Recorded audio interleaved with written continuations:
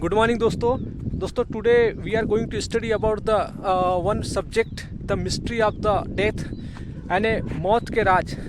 दोस्तों before going to understand about this topic मतलब first we will understand about the life, what is the जीवन क्या है। दोस्तों सबसे पहले हम इस प्रकृति में रहते हैं, हमें प्रकृति में दो चीज़ के बारे में, एक चीज़ होती है जो वस्तुएं होती है। इस प्रकृति में जितनी भी चीज़ आप देखेंगे कि हमारे सामने, जैसे सपोज़ आपके पास ये पेन है, सपोज़ ये आपके पास शर्ट है, सपोज़ आपके पास टेबल है, कुर्सी है, बर्तन है, everything it is the instrument. ये सब वस्तुएं होती है जिसको हम एंसिनियंट बोल सकते हैं, जड़ तत्व बोल सकते हैं। एंड दोस्तों इस एंड अनदर एक थिंग होती है जिसको सेंटिएंट बोलते हैं, जैसे क्रिएचर्स मतलब जीव जंतु, पशु पक्षी, पेड़ पौधे, ये सब सेंटिएंट कहलाते हैं।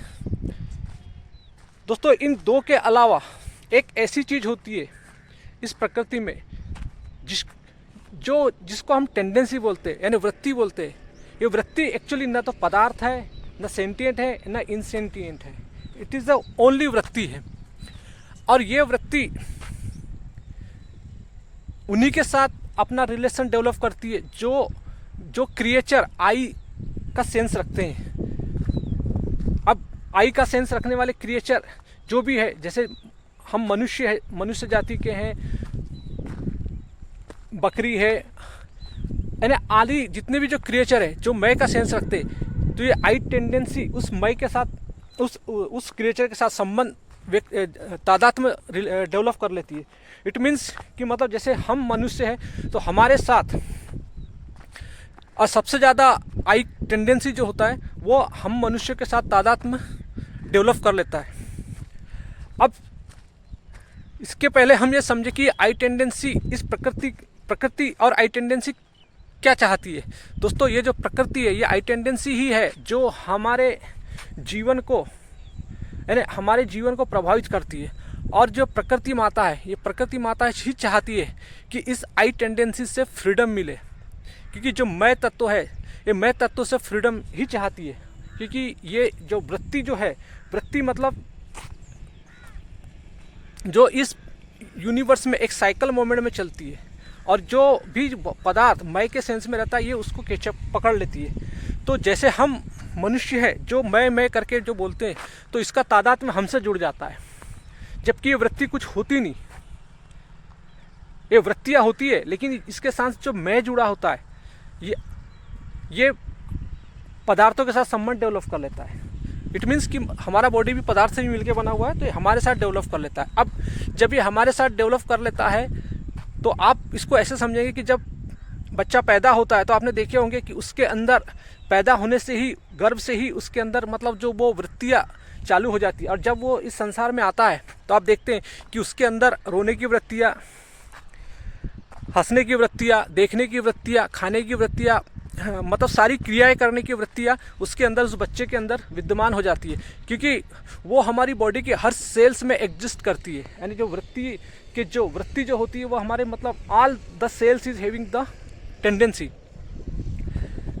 दोस्तों इसके बाद जैसे ही बच्चा धीरे धीरे ग्रो करने लगता है तो आप उसमें देखेंगे एक जैसी ये वृत्ति किसी पदार्थ के साथ अपना तादाद में जोड़ती है, तो इट मीन्स कि मतलब ये वृत्ति उस पदार्थ में आई का सेंस, यानी एक व्यक्तिगत अहंकार को डेवलप करती है। तो जैसे बच्चा पैदा होने के बाद वृत्तियाँ तो उसके अंदर रहती है, परंतु जब उसका सेंस वो संसार की वस्तुओं के साथ, मैं देख रहा हूँ, मैं खा रहा हूँ, मेरे दादाजी है, मैं मतलब जो कुछ भी सेंस वो मैं के साथ जोड़ते जाता है, उसकी जो मैं टेंडेंसी है, मैं मतलब जो उसका व्यक्तिगत अहंकार पनपने लगता है। और व्यक्तिगत अहंकार धीरे धीरे एक इतना विशाल रूप ले लेता है। जैसे आप बोलते हैं कि मैं पाँचवीं क्लास का टॉपर हूँ, मैं 10th क्लास का टॉपर हूँ, मैं क्रिकेट में फर्स्ट नंबर में खेलने आया हूँ। यानी जहाँ भी you want to develop your relationship with the I tendency, मतलब जहाँ भी हम अपने आप को आई से संबोधित करते हैं, मैं कलेक्टर हूँ, मैं डॉक्टर हूँ, मैं संत हूँ, मैं महात्मा हूँ, मैंने whatever you want to represent to yourself, तो ये इसको कहते हैं व्यक्तिगत अहंकार। जबकि ये आई कुछ होता नहीं, लेकिन ये अपना तादाद में बढ़ाता जाता है। और जब ये आई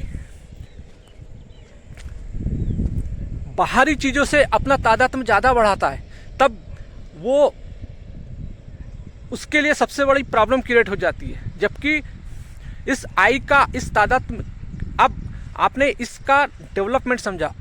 अब दूसरा एस्पेक्ट हम समझते हैं कि इसको प्रकृति ने यानी हमें क्यों खड़ा किया, हमारा उद्देश्य क्या है कि प्रकृति ने इस क्रिएचर को क्यों बनाया, मनुष्य जाति को क्यों बनाया।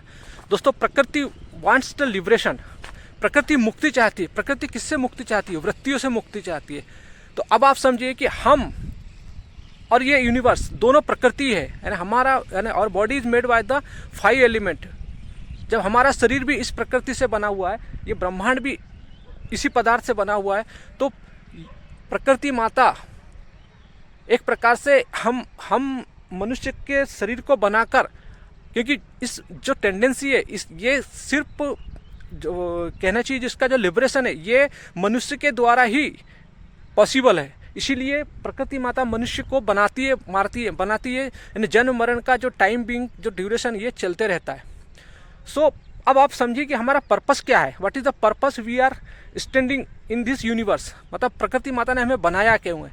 प्रकृति माता ने हमें बनाया इसलिए ताकि हम इस इंस्ट्रूमेंट के द्वारा ये जितनी भी जो वृत्तियाँ हैं, यानी जितनी भी जो वृत्तियाँ हैं इसको पार पाना, यानी मुक्ति पाना, कि लेकिन हम मुक्ति पाने के दिशा में काम करें, तब हमारी प्रकृति माता हमसे बहुत खुश रहती है।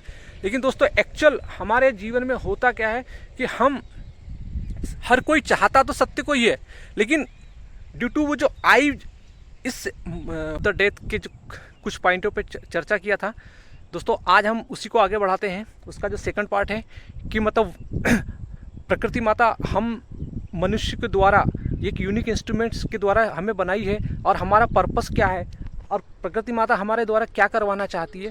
दोस्तों, इसको समझने की ज़रूरत है। दोस्तों, प्रकृति माता हम मनुष्य से इस टेंडेंसी यानी अहम वृत्ति से मुक्ति देना चाहती है। यानी अहम से मुक्ति मतलब जो अहम हमारे मन के केंद्र में बैठा है और जो कहना चाहिए विचारों भावनाओं के द्वारा अशुद्धि उत्पन्न करता है, तो और उसी अशुद्धि के कारण हमारा चित्त के ऊपर इग्नोरेंस की लेयर हो जाती है, तो जिसके कारण हम लिबरेशन में प्रॉब्लम क्रिएट करते हैं। यानी इसी अहम के कारण, यानी व्यक्तिगत अहंकार के कारण हमारे जीवन में अज्ञानता का अंधकार भरा होता है, और हम जो प्रकृति माता चाहती है कि हम अपने वृत्तियों से मुक्ति पाए और एक सुख का जीवन जिए,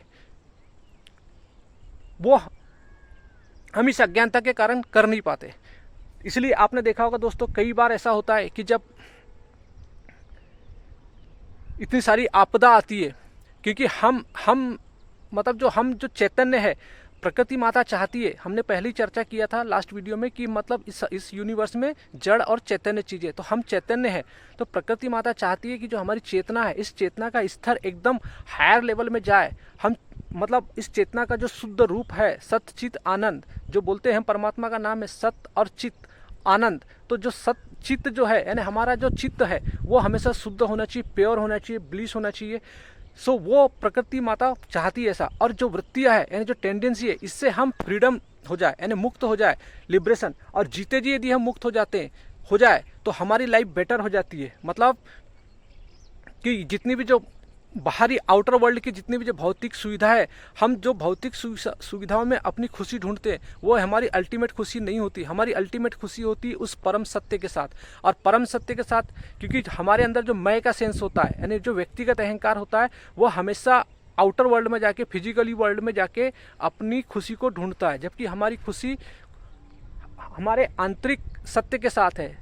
यदि हम अपने आत्मज्ञान को, अपनी चेतना के स्तर को बढ़ा के उस सत्य को, क्योंकि चेतना चित्त के स्तर को बढ़ा के ही आप सत्य की ओर बढ़ सकते हैं। सत्य की एक जर्नी है दोस्तों, क्योंकि आपको सत्य मिलेगा नहीं मिलेगा that is another things, but ये है कि जब when you will start your journey from this on this path, तो डेफिनेटली मतलब you will learn something and you will get the response.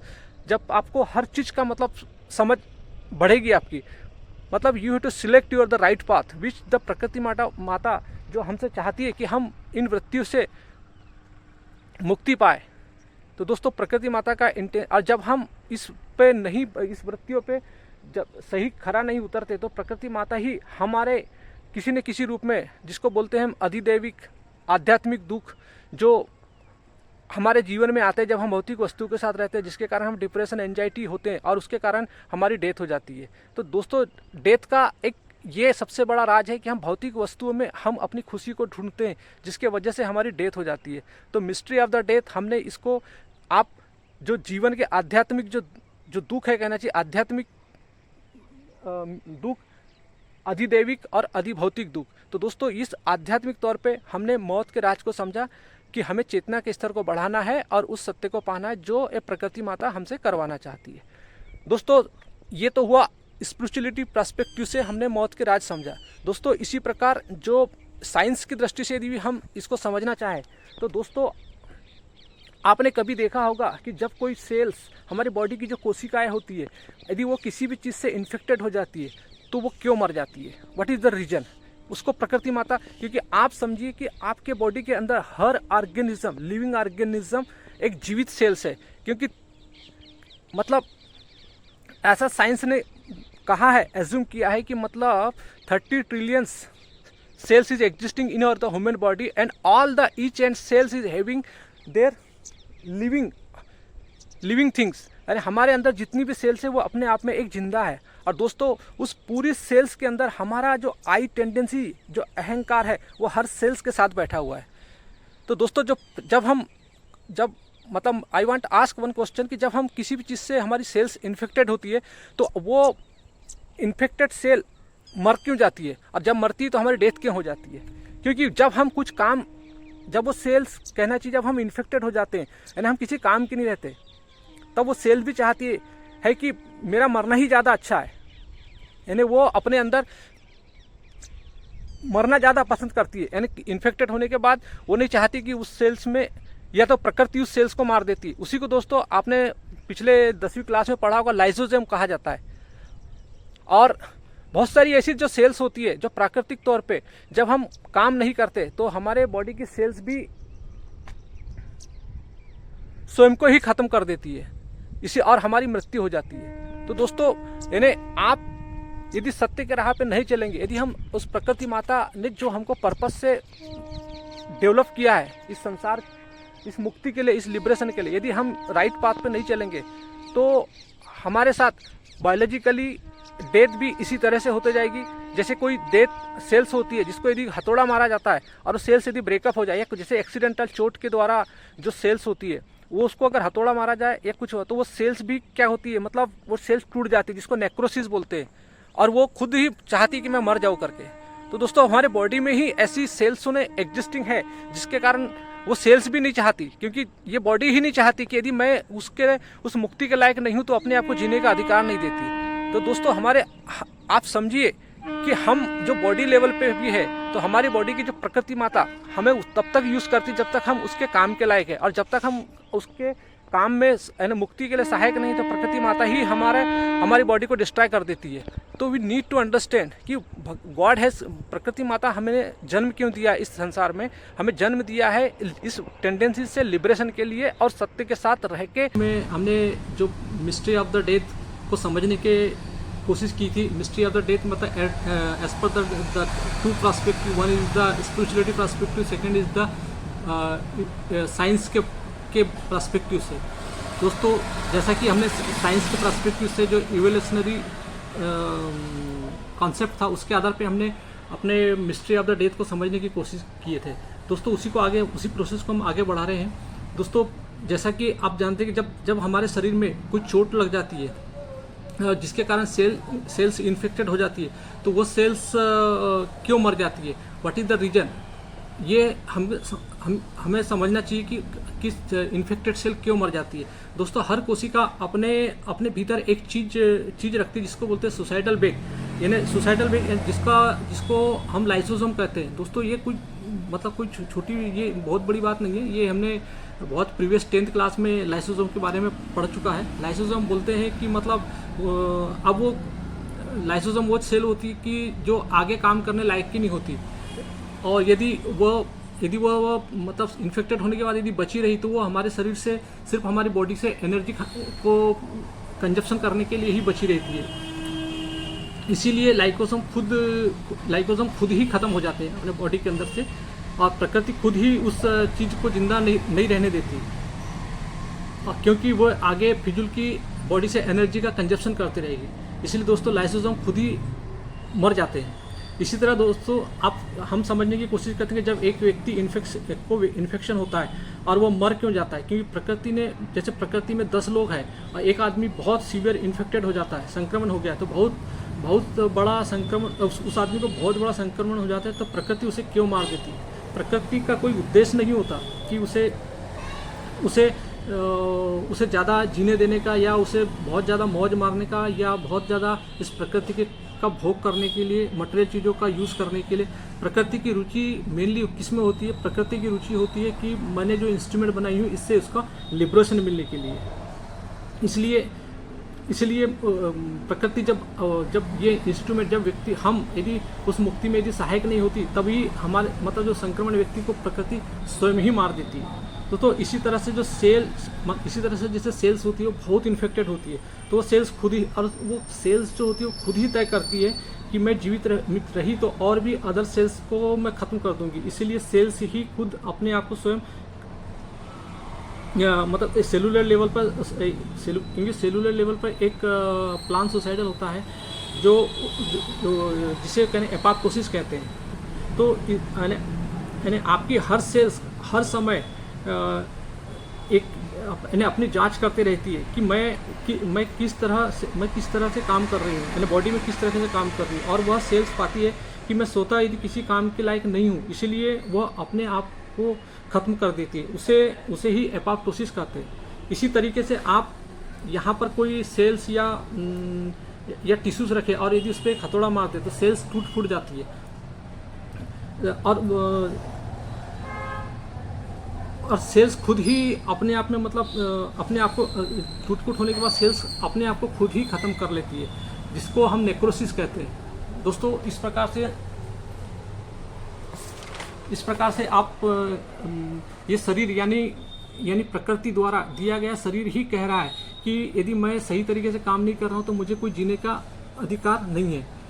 यानी यही मृत्यु है। अगर सही काम नहीं कर रहा हूँ, सही काम मतलब ये नहीं होता कि रुपया पैसा कमाना या प्रकृति की चीज़ों का भोग करना, भौतिक चीज़ों में लिप्तता रखना।